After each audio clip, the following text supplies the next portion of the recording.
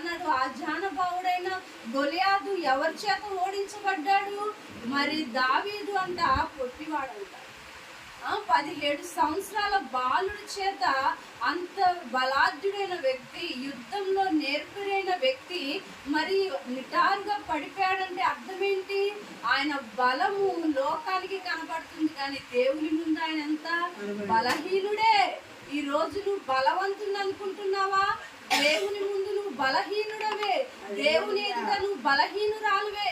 ఈ రోజు నీకున్న బలము, నీకున్న శక్తి, నీకున్న సమస్తము నీకు ఎవరి వల్ల కలిగింది? ప్రేమన దేవుని బిడ్డ, దేవుని బట్టే నీకు కలిగింది.